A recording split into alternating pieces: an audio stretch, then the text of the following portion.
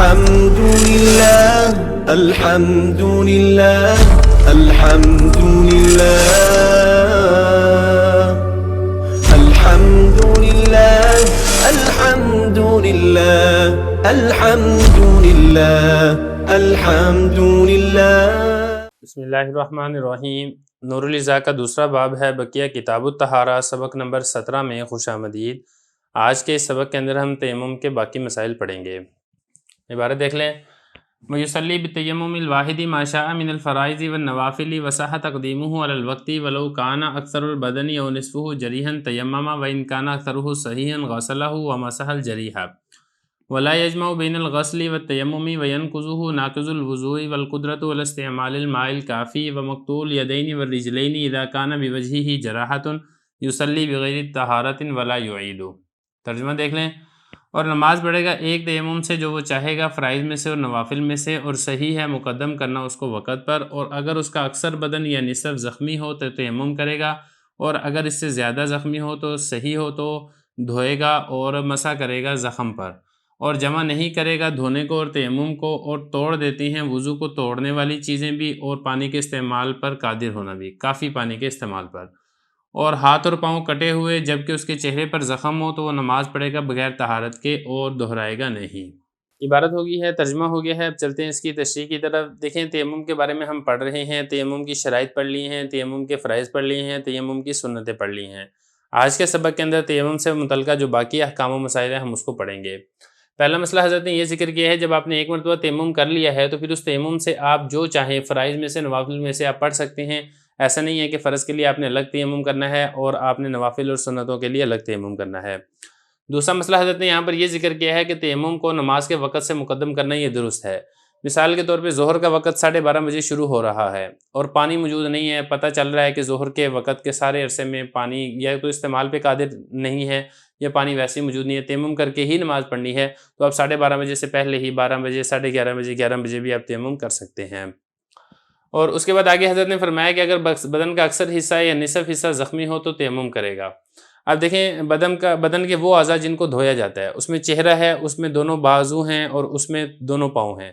اگر ان میں سے نصف یہ زخمی ہو جن کی وجہ سے دھو نہیں سکتے ہیں، مثال کے طور پہ آپ کا چہرہ آدھا یہ زخمی ہے اور دونوں ہاتھوں میں سے ایک ہاتھ زخمی ہے، دونوں پاؤں میں سے ایک پاؤں زخمی ہے، یا پھر ہم یہ کہیں کہ اکثر حصہ یہ زخمی ہے جس کی وجہ سے پانی نہیں لگا سکتے ہیں، مثال کے طور پہ آپ کا پورا چہرہ یہ زخمی ہے اور اسی طریقے سے آپ کے جو دونوں ہاتھ ہیں یہ زخمی ہیں، بازوؤں پہ پھوڑے پھنسیاں نکلے ہیں، پانی استعمال نہیں کر سکتے ہیں۔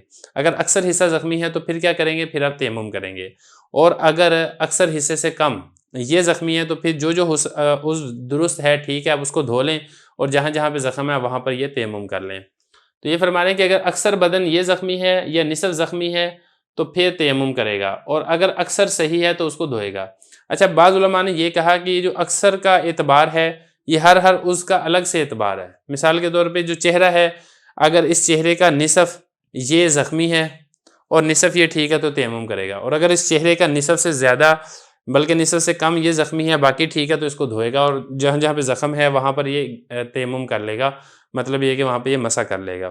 تو بعض علماء نے یہ بھی کہا، لیکن جو صحیح بات ہے وہ یہی ہے کہ اس کا جو اعتبار کیا گیا ہے وہ اعضاء کی تعداد کے اعتبار سے اعتبار کیا گیا ہے۔ وَإِنْ كَانَ أَكْثَرُهُ صَحِيحًا غَسَلَهُ وَمَسَحَ الْجَرِيحَ، اور جو جہاں جہاں پہ زخم ہوگا وہاں پر یہ مسح کر لے گا۔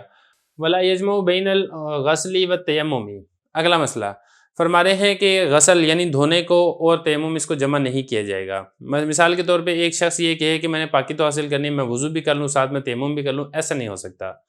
تیمم صرف اسی وقت ہی کیا جائے گا جب یہ وضو نہیں کر سکتا ہے، اگر یہ وضو کر سکتا ہے تو پھر وضو کے ساتھ یہ تیمم نہیں کرے گا۔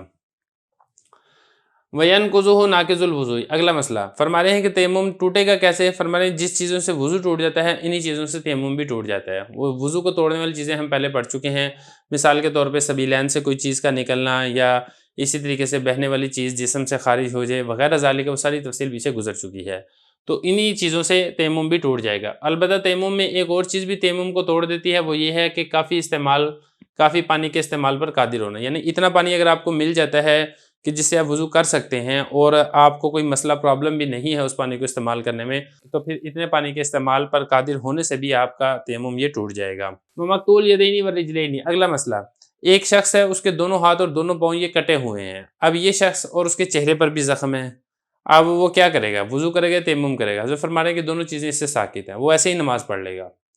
فرما رہے ہیں کہ جس کے دونوں ہاتھ اور پاؤں کٹے ہوئے ہیں اور اس کے چہرے پر بھی زخم ہے تو وہ نماز پڑھ لے گا بغیر طہارت کے، اس کو نہ وضو کی ضرورت ہے نہ ہی اس کو تیمم کی ضرورت ہے، جو نماز پڑھ لی ہے وہ درست ہے، اس کو یہ دوبارہ نہیں دہرائے گا۔